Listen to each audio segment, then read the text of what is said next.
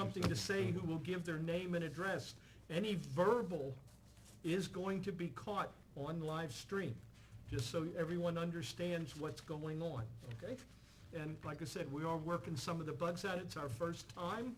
This is something that we have talked about, had put in the budget to be able to be very, as Laura LeBeau would say, we are one of the most transparent meetings in the whole county of anybody, and we just want to be even more. So this is another way to do this. And Mayor, did you have anything else you wanted to share with that? So live streaming has become a valuable tool for governments, and that is really to increase civic engagement. And as you were saying, it demonstrates transparency and accountability. It also provides real-time and accurate information to our citizens quickly and efficiently, and that's important. So as we're all aware, more so than ever, technology has become an everyday part of our lives, and this is just an expansion upon that and, like I said, a useful tool. A lot of people are more likely today to voice a concern via social media rather than calling or coming into the office. So this is another way if someone has difficulties with transportation or their work schedule that maybe they can take a break or their lunch break or whatnot, they can view it from home or wherever they're permitted to, and just create more real opportunities to meet constituents where they are. Okay. Thank you very much. You're welcome. Gordon? What social medium are you using? So we're using YouTube because it has a closed captioning option for anyone that needs that accessibility. Right now we are only live streaming. We are not uploading or recording. So right now it's just live streaming. We'll determine as we use this more and decide policies and things whether we want to do that or not, and do we use it more. But for right now, the priority, the first priority was to live stream council meetings. That is something that council had requested. But I'm sure if there would be some sort of an emergency, I could hop on there and start, getting information out to people. So I would think that we would definitely use it for an emergency, but we could use it for other meetings, but that hasn't been decided as of right now. How much did the system cost? How much was that? Forget. I can let you know in a minute. Joe, did we budget this in last year or this year? This year's? This year. Yeah, this was in, we approved it last year. It was in this year's 2019 budget.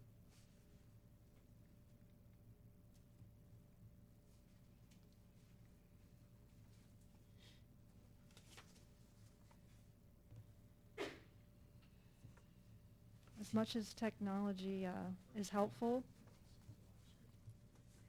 when you try and search on your phone for emails,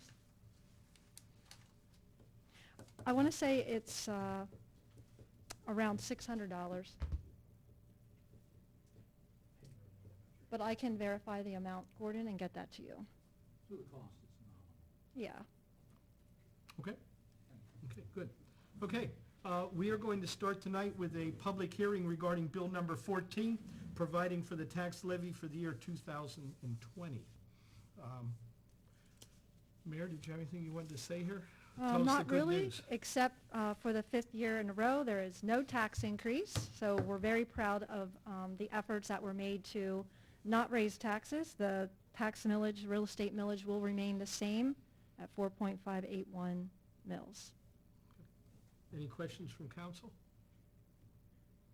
Any questions from media in this public hearing?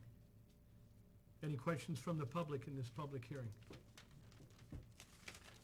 Okay, then this public hearing is closed. Okay, we are ready for our pre-council agenda tonight. Assignment of prayer will go to Councilmember Cornell Wilson, who is unable to be with us tonight, but will be here on Monday. Minutes and budget report have been distributed to all members of council. And let's see here. I think we have a we should have Ryan come first, shouldn't we? Right. Do you want me to talk about the budget report real quick? Oh, I'm sorry. That's Please do. okay. Yep. So November 30th of this year represents 92% of the fiscal year completed. Our revenues are at 105% plus. Our expenditures are 83% on the nose. So in both categories, we performed better than budgeted. So we are doing well. So we don't need you, Ryan, you can go home. Sounds good. Okay. He's our insurance policy. Yeah. So don't go, Ryan. I want to jump ahead a little bit on our agenda. We have Ryan Huntenstein with us and his lovely daughter. And Ryan, you're going to talk to us about the tram tonight. Yes, absolutely. Nice seeing everyone this year. You've been coming for so long that you now have children? Hey, I've been coming so long. The first time I came, Millie, my daughter, was a year old. So now she's 10 and joining me this evening. So we're headed to a concert after this. So it should be fun. But just wanted to give an update. As we normally do every single year, we put out an RFP on behalf of the city for a TRAN, which is a tax revenue anticipation note. That TRAN is set up as a drawdown facility so that if you don't use it, the city does not incur any interest expense on the unused portion. We received 2 bids this year. One was from F&B, the other one was from PNC. F&B is your bank of record, if I believe I have that correct. And they came in at the low bid of 1.83. That is about 80 basis points or 0.8% lower than last year. So good news to the city. They will be, for you, easy to work with since everything is the same as last year. You will be required to make a minimum draw on the line of $50,000 at closing. And you will be required to keep a balance outstanding while it's there. You have typically used this only in an emergency situation, and I don't think you have used it in the last 5 years, if memory serves correct. But the line will be available until December 31st of 2020. With that, Now, happy to answer any questions. When it says full year interest cost, that's if we drew the whole thing. That's and- assuming you okay. drew $1 million, yeah. So, But we have to draw $50,000. $50,000 at the time of settlement, and then do we have to maintain that level yeah, throughout the you year? need to pretty much maintain. Okay, and what is that, what, Possibly pay some I mean, of I it guess back. I could do You can't them- pay it all back, because then it would be closed. right, I guess I could do the math, but what is that, do you have any idea what that So interest would be? It would be 1/20th of Yeah, so, the 17,000. well, let's say, if it was 842, so it's gonna be less than $100,000 less than would be $1,000 bucks. $1,800, Less than- $900. Less than $1,000 bucks. Yeah, $900 about. Okay. Any other questions from council? Questions from media? Okay. Enjoy the concert. Thank you. Thank you. Yeah. Listen, Have a lovely Nice to Christmas. see you again. God bless your Yes. family. Have a Merry great Christmas. Christmas. Absolutely. Yeah. See ya. Thanks, Thank you, Ryan. Ryan. So long. So long, Millie. Yeah. Are you singing in the concert? No. Oh, okay. Bye. See ya. So long. Okay, back on track then. On Monday, we will have a presentation and discussion. The presentation is from the Susquehanna Area Mountain Bike Association for proposed bicycle playground at the Coleman Memorial Park. Mhm. Mayor, do you want to tell us anything about that at all? Wait till I think Monday? we'll wait for the Wait till Monday? presentation. Okay, very good. We're excited to hear what they have to bring to that. We also are going to have a discussion on the demolition of the swimming pool at Coleman's Memorial Park for alternate recreational purposes. And that discussion will be on Monday also. Yes. Okay. Moving on, we have communications from Mayor Sherry Capello informing council of the reappointment of Jane Yocum to the City of Lebanon Shade Tree Commission for a 4-year term effective November 30th, 2019. We are very blessed to have Mrs. Yocum on that board. I understand that she's also a master gardener status with the Penn State Extension Service. Yes. Gordon? If you would like to finish this up, I can help get it over. I wish to go back to communications. Oh, okay, well, that finishes the communications for Jane Yocum. You want to go back to the discussion? Yes, I'm sorry. Yes, go ahead. Can you give me any indication of what your plans are for the demolition of the Gingrich Memorial Pool and what you plan on putting in there? From what I understand and what I've been told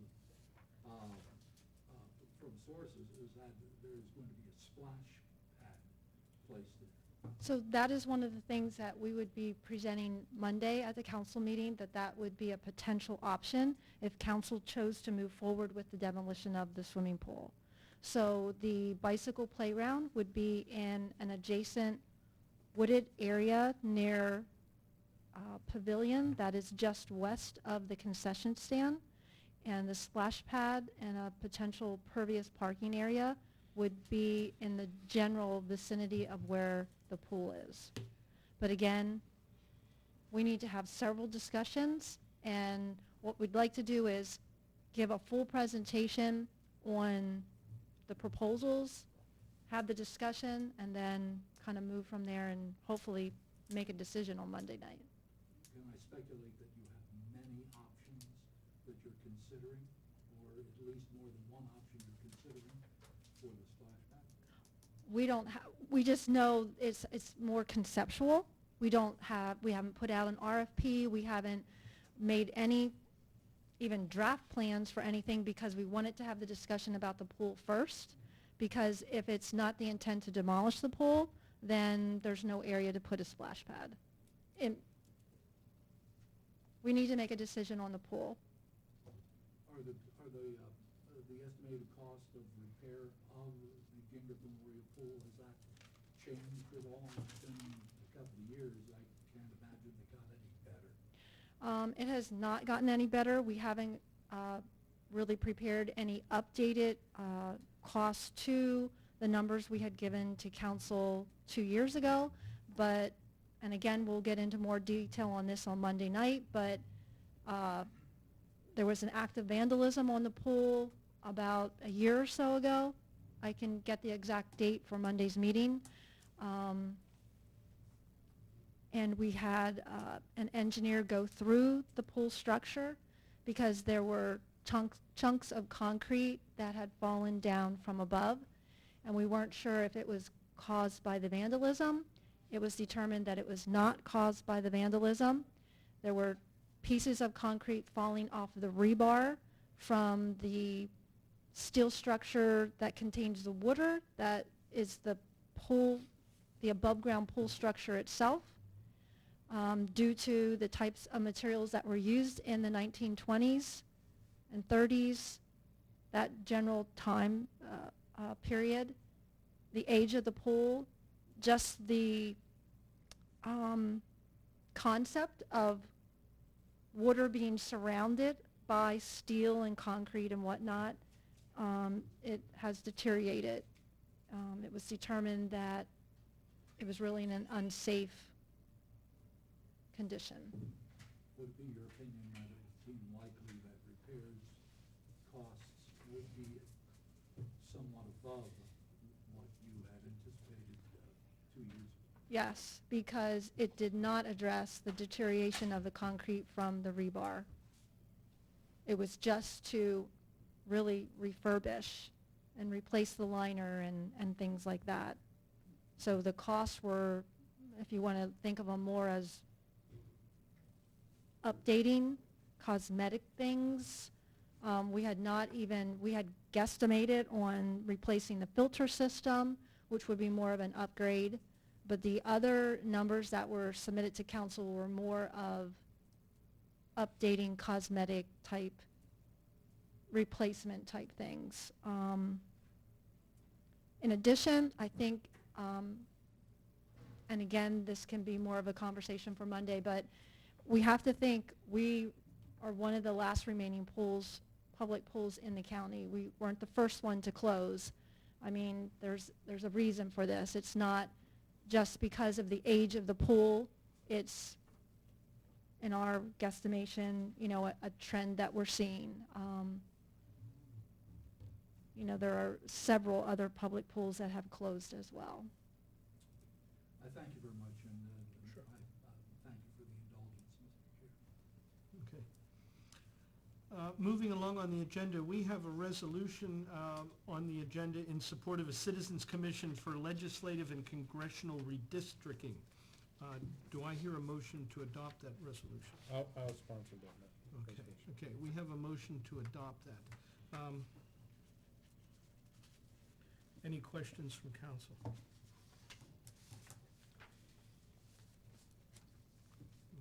Okay. The other week, Mr.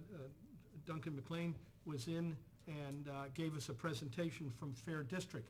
And at that time, we had said that we would like to, everyone, I believe, wanted to just try to start to educate themselves more on this, this issue. I did reach out to our state representative, Frank Ryan. He did give me just a small response, said there's more that he would like to come and share. Also, because at the present time we don't have a state representative, we did get a response back also from Russ Diamond. I'd like to read those responses from them. From Pennsylvania State Representative Frank Ryan. Representative Ryan refuses to support activities by PA Fair Districts. The proposal represents an action temporary in nature. He believes this temporary action is proposed while the Republicans are in control and then will revert back to the old rules. If they want to change, then it should be an amendment to the Constitution. Representative Ryan has a bill to address these kind of issues, Constitutional Convention House Bill 611. Currently, it is referred to the State Government Committee. The adoption of this resolution will have zero effect in Harrisburg. It violates the Pennsylvania Constitution. The Constitution specifies how this should be done. If you really want to fix it in support of fair districts, then you should also support Representative Russ Diamond's bill for the fair allocation of judicial seats. If it is good enough for the legislation, then it should be good enough for the judges. And that's just a short response from our state representative, Frank Ryan, who said that he would be available to meet with us. From Pennsylvania State Representative Russ Diamond, the representative already has been approached by one organization he believes they were involved with Lebanon Valley College, who proposed to split Lebanon County in half. When he questioned why they would do that, their response was for environmental reasons. Representative Diamond does not believe it would be good for our county to be separated like that. Mr. Diamond indicated that no one in the legislature wants to go through what happened the last time lines were drawn. He stated that his biggest concern with the independent commission is that they are not accountable to anyone, especially not the voters of a district. The legislators are responsible to the voters. If the voters do not like what they did, then they will not get reelected. And that was just a small response from State Representative Russ Diamond. So I believe that on this particular issue, we may need to do more thorough research. I would also like to find out where our county commissioners are on this particular. Can't we do anything independently? I mean, why can't we as a city council, you've seen that other city councils, other county commissioners throughout the state, we're not beholden to Frank Ryan. We're not beholden to Russ Diamond. And if Frank Ryan didn't even read this, because all this is talking about is a method of changing the Pennsylvania Constitution. It's not indicating that they ought to pass some kind of a statute. So this is doing exactly what he's talking about in terms of amending the Constitution. I mean, it seems like any time anybody introduces anything before this body that isn't rubber stamped and approved by Frank Ryan or Russ Diamond or or Senator Fulmer when he was in office, that somehow we can't possibly consider it, or that we need to do more research. You know, if you can't look at the system in Pennsylvania and say that it stinks, whether the Republicans are in charge or the Democrats are in charge, and you've got to take it away from those individual parties and not allow them to do the kind of gerrymandering that's been done in Pennsylvania that was ruled unconstitutional by the state Supreme Court. Now, obviously, some people can say that the state Supreme Court was controlled by the Democrats, and therefore it was just the Democrats. And that's why you got to get it out of the parties. And that's the movement throughout the country where these kinds of things are happening. So, you know, I'm glad I didn't run again. I'm sick of this, you know, being just so afraid of our own shadow when it comes to something like this. For crying out loud, all we're looking at is making a resolution that we think that the present system sucks and there ought to be another system that's put in place that's not as political and not as manipulated by the various parties. And you know, I'm glad I'm getting off if this is the way that we're going to continue to do things. When we tried to talk about the infrastructure bill, we got Frank Ryan in here to give us the razzmatazz about property tax reform that's never going to happen, never has happened, isn't going to happen, and we should wait until property tax reform to do something about infrastructure. This is ridiculous.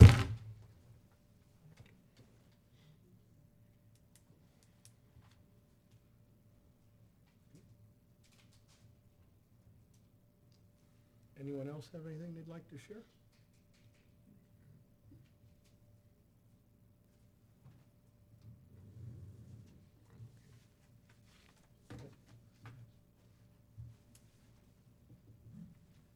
Gordon? No, Okay, I'm good. okay. Anybody from the public?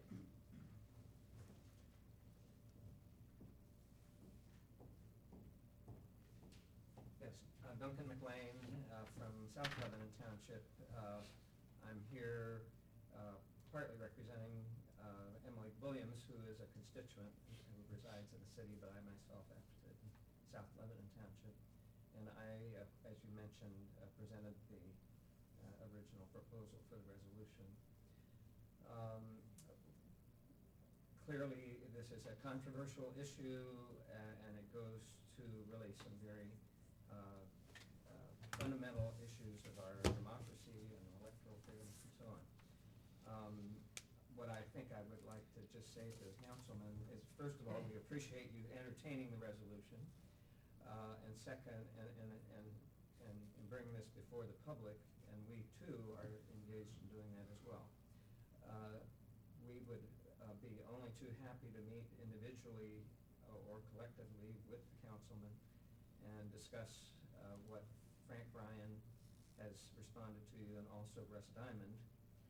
I think I'm going to just point out that we've had conversations of this kind with Russ Diamond, and we can't help but be impressed by the irony that his idea of the check and balance against gerrymandering, if it were done by the legislature, would be in the hands of the voters. But that's exactly the point, is that if they really gerrymander the districts, the voters can't really hold them accountable the way we see it. So, again, we would offer to meet with any of you and discuss pros and cons, and understand we are in very ongoing discussions with Representative Ryan, Representative Diamond, the whole state government committee, both in the Senate and the House. And we also are in dialogue with the commissioners because they have the same sort of stake in this that the council has, that if government is paralyzed by different things, then it only lands in the lap of the local governments. So thank you very much. It's like asking the foxes how they guard the hen house. Something like that.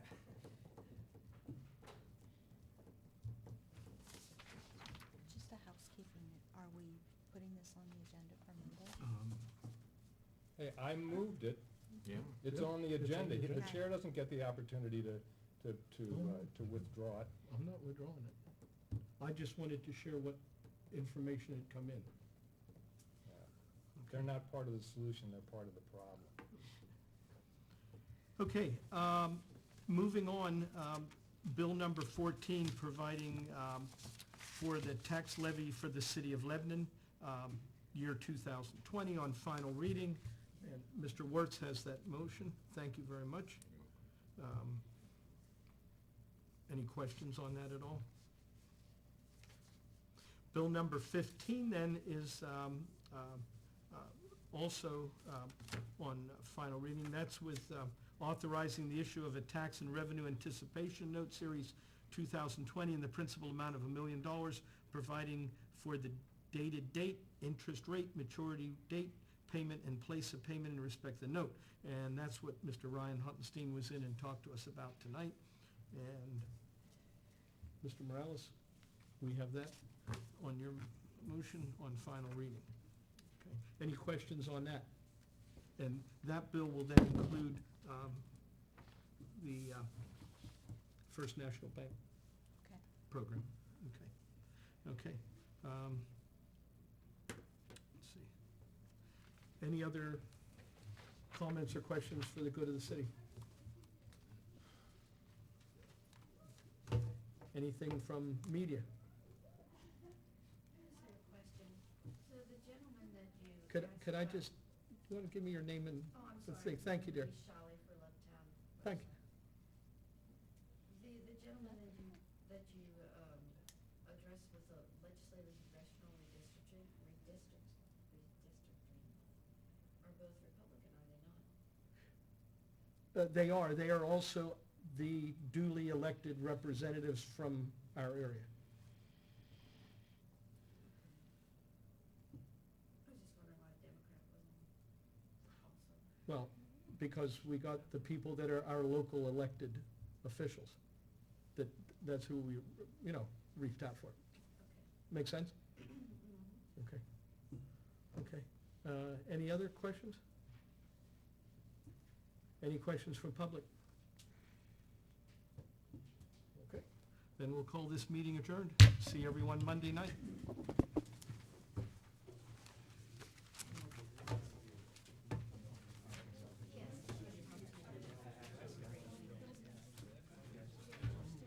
Does your procedure require a second? It will come on Monday. Could come on Monday. Yeah, it will have